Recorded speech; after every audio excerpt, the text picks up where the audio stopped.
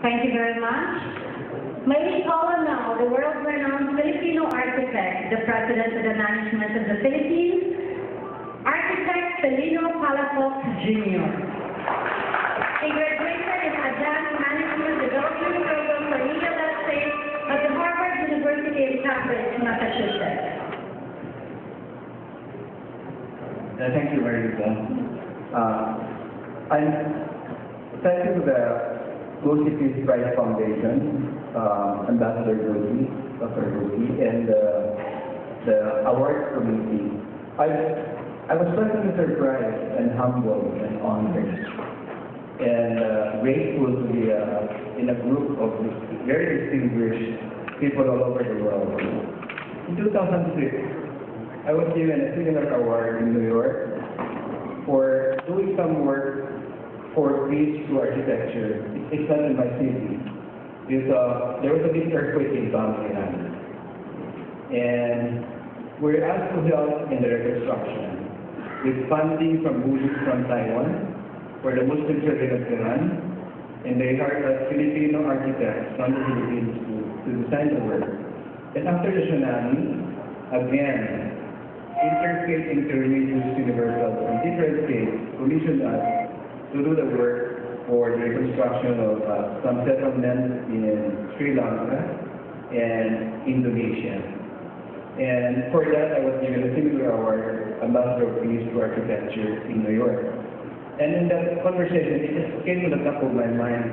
I've been listening to many inspiring messages. And in New York, there was a peace meeting during the 60th anniversary of the United Nations. We put together a group of scientists, architects, planners from all over the world. And I saw the map of the world, and I just went in front and made some lines connecting the 6 continents of the world through bridges and tunnels.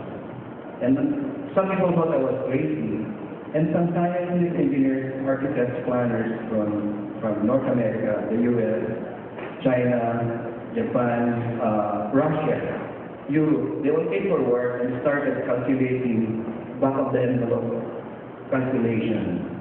And then American scientists, engineers came out and said, your proposal is not crazy. It's cheaper than the Iraq War.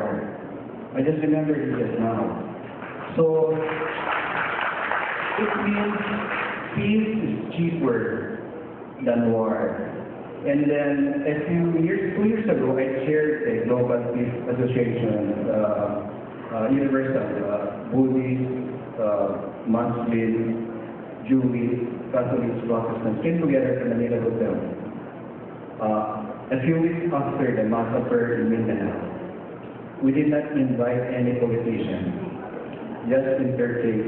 And I was asked to do some global peace villages, global peace schools, global peace hospitals, global peace basketball courts, football fields between the boundary of Israel and Palestine. And I've done a lot of work in the Middle East, and especially Dubai.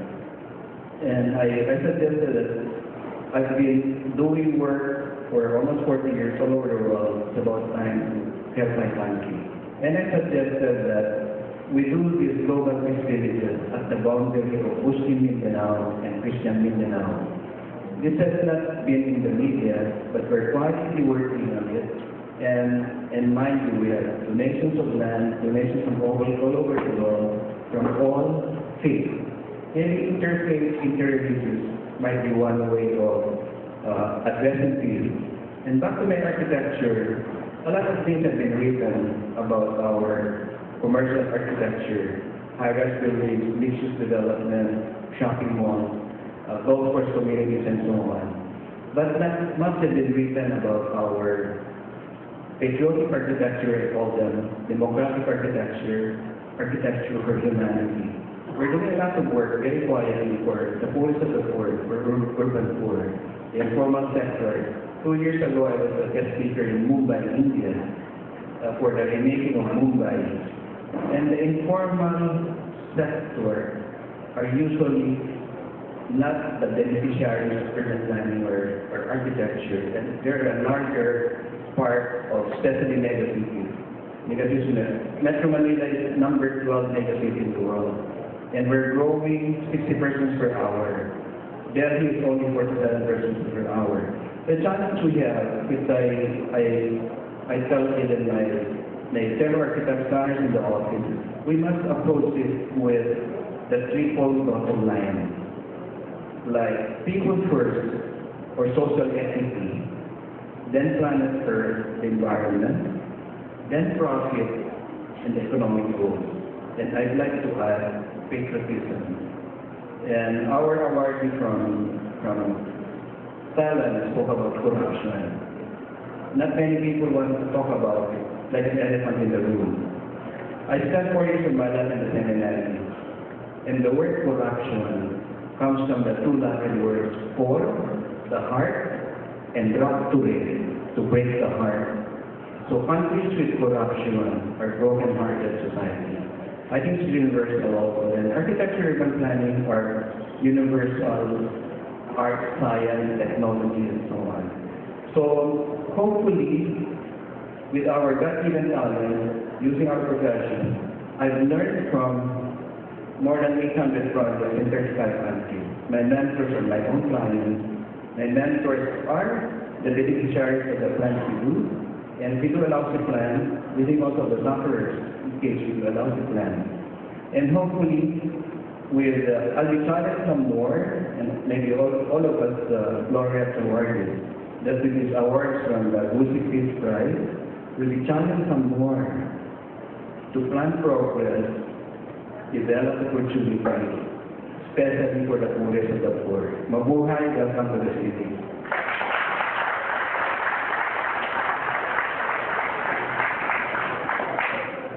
Thank you very much, Architect Felino Palafox Jr. May we call on now Madame Diana Uribe from Colombia, renowned journalist in Latin America, recipient of Simon Bolivar Award. Her historical explanations of the situation were broadcast on national television live. Madame Diana Uribe. Our handsome co-host, Mr. Eric. Eric is now okay, fine. Well, so that concludes our first 10 of our laureates. Give them a round of applause. Quite nice. I'd like to thank everyone today for having us as MC. If you would like. Thank you very much. It's my honor and pleasure to be working with you, Eric. And I would like to congratulate the first 10 laureates. Welcome to the Philippines. Welcome to GUSI Peace Prize International. A round of applause for everybody, please. And now may we call on the second batch of our MCs. Eric, please do the pleasure. All right. We have a long-time broadcaster for radio and television in the Philippines, and a radio and TV personality in the Philippines. Ladies and gentlemen, Emmanuel and Lady Grace Freire.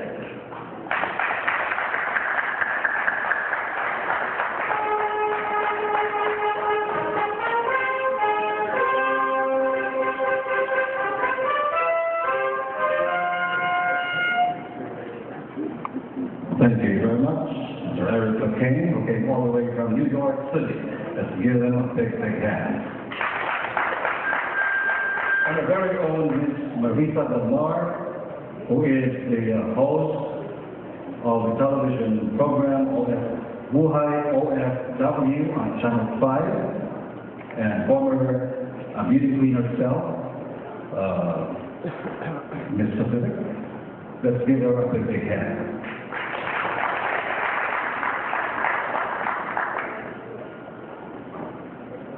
I'd like to introduce again the wife, the first Filipino Knight of the Order of Orania-Nassau of the Kingdom of the Netherlands, Dame Grace Plaza Freitas. Let's give her a big hand. microphone and welcome all the awards of the music. There's something wrong with the microphone. I hope that our technical people will cure it. I'd also like to acknowledge the Johnny Picayo, who earlier introduced Ms. Marisa Del Mar and Eric Del Kay. He is the producer of the Minnesota Productions and the president and CEO of the Manila U.S. Times. Let's give them a big, big hand. We would also like to acknowledge later on our members of the media who came all the way here despite the rains or drizzle in their own respective areas. As the MC of the second set of the esteemed awardees of the GUSI Peace Prize, we would like again to thank our dear host, Police Director General Nicanor Bartolome, who actually has many other jobs at this moment, but he is staying here to give honor to our laureates. Let's give him a big hand. You mentioned that our chairman does not sleep. He is not alone in this quest. He is away because he is accompanied by two people very dear to him. May we acknowledge the first and another person who keeps him awake, a youth leader, a model, a person who will continue the GUSI Peace Prize. Let's give a big hand to Mr. Nico GUSI. This man, Nico, get knowledge? Very handsome. They say he's a Korean idol in the Philippines. And some of the members of the Board of Trustees which were not acknowledged earlier, may we acknowledge the beautiful socialite and philanthropist active in the civic world in the country, Madame Lolita Mirpuri. The members and officers of the GUSI Peace Prize are scattered in the various tables so that they can also interact with the guests, especially from the press, the members of the media. May we welcome General Enrique Atanasio. Let's give them a big hand. Over there. Another member of the board is Engineer Bernardo Rosauro, also Special Consultant on Religious Affairs of the City of Manila. Commissioner Rosemary Rivera. You see her over there? Let's give her a big hand. And the other members and officers of the GUSI Peace Prize. Now we continue with the introduction of our laureate awardees. Our next awardee is ex-President James Manchan of Seychelles, founder and former president of the Republic of Seychelles. Let's give him, please, a big hand. Her name is an influential actress on the international stage. Is the president of the Global Peace Council of the Universal Peace Federation and co-chairman of the Global Peace Festival, which is very active in Kenya, Nepal, Cambodia, and Korea. Let's give him a big round of applause.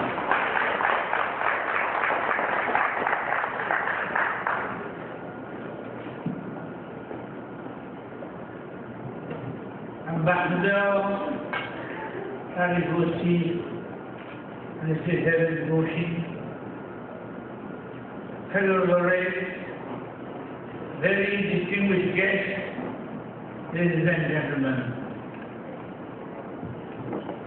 On the 11th of August, 1939, the bells of the cathedral in the small town of Port Victoria on the island of Mai, the archipelago of the Seychelles, kept on ringing very loud. That was the day I was born.